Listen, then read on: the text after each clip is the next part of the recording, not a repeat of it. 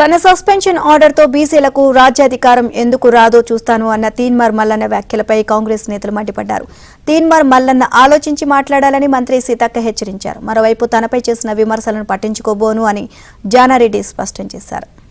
Suspension order ఇది Congress party మాకు ఇచ్చినటువంటి సస్పెన్షన్ ఆర్డర్. ఇది ఎక్కడ మిస్ కాకూడదని ఫ్రేమ్ కట్టించిన మళ్ళా నలగకూడదనే ఉద్దేశంతో సో దీంతో ఈ ఫ్రేమ్ తోటే దీంతోటే బీసీలకు రాజ్యాధికారం ఎట్లా రావాలో చూపిస్తాం. దీంతో తీన్మార్ మల్లన్న అడిగింది కులగణన తప్పు.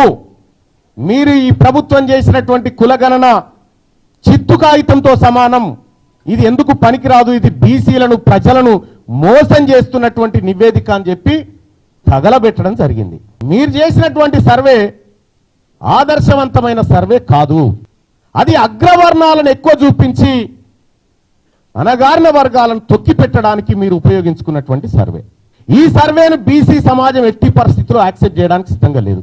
కేవలం ఈడబ్ల్యూఎస్ ను రక్షించుకోవడానికి వేసినటువంటి ఎత్తు మాత్రమే. ముఖ్యమంత్రి గారు ఆ సర్వేకు మీరు బాధ్యత వహిస్తారా? నాది బాధ్యత, దీని మీద డిబేట్ కు నేను రెడీ అంటే ఎక్కడికి రావాలో చెప్పు, నేను ఒక్కరిని వస్తా. ఆయన మేమే గెలిపించినవాడు. నన్ను గెలిపించిన మహబూబ్ నగర్ వంశీచంద్ర రెడ్డిని ఎందుకు గెలిపించలే?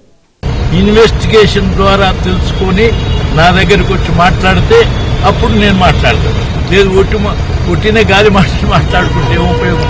అర్థమైందా లేదా? పాలిటిక్స్ లో లేని ప్రత్యేక రాజకీయాలకు దూరం.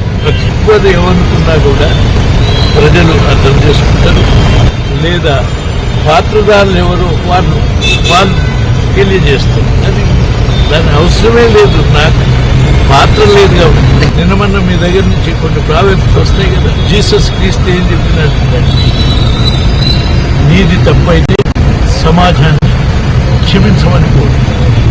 నీది తప్పు కాకపోతే ఎవరైనా నీ కొరకు ఎవరైనా తప్పు చూసినా లేకపోతే వ్యతిరేకించినా క్షమించు అనేటువంటి ఆ గుణం కలిగిన వాడే ఈ సమాజానికి న్యాయం చేస్తాడు. అంటే కోమటిరెడ్డికి ఒక న్యాయం, మాకు ఒక న్యాయం సస్పెన్షన్ విషయంలో. ఆయన గురించి ఆయన బాగా ఆలోచించుకొని మాట్లాడాలి. ఎక్కువ ఆలోచించుకొని మాట్లాడితే రాహుల్ గాంధీ గారిని